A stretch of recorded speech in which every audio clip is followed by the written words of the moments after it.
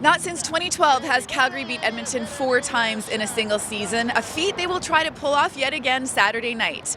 But with just 4 days off between the Labor Day game and the rematch, it can be a challenging week to regroup and prepare. I think for us, we just need to focus on us. Like, we haven't been consistent enough, even some of the games that we've lost, we just haven't been consistent for a whole game. So it's just focus on us, focus on what we do best, and be consistent. That's it. I would say more the film side, again, because we didn't really practice that much this week, but just attention to details, make sure you're locked in on the game plan, knowing what you're doing.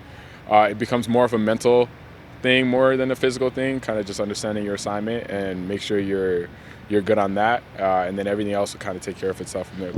Despite finishing strong, the offense opened with a shaky first half on Monday and will be looking for a much crisper start this outing.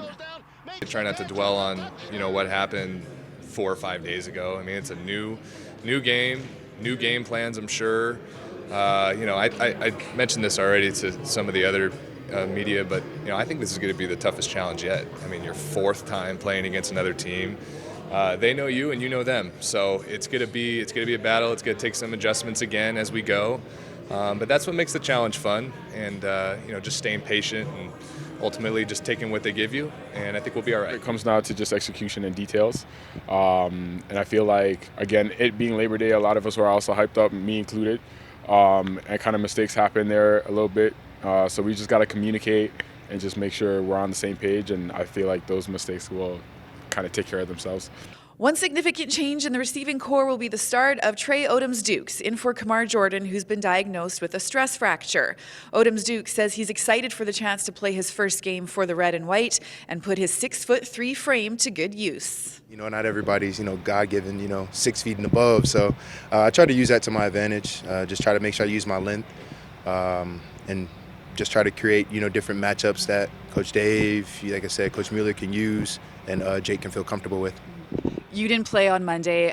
Do you think that might be an advantage as well, just being maybe a little bit fresher than the other guys? Yes, I most definitely think so. Coming in, being a new guy, having fresh legs, able, to, extend the defense and whatnot. So I'm looking forward to the game. I'm excited once again, and I'm just ready to go.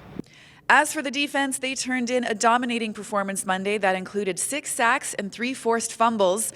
Derek Wiggan says that one's behind them and they need an even better effort in the rematch, but concedes the Labor Day game felt pretty satisfying. Football's supposed to be fun, so it's even more fun when you're making plays, everyone's making plays, we got a groove going. So, you got to earn the right to have that type of fun out there. So you got to just keep doing your job and just playing our game, and those plays will come our way. The Stampeders are on the hunt for their 8th victory of the season and will be trying to win back-to-back games for the first time since they opened the season 4-0.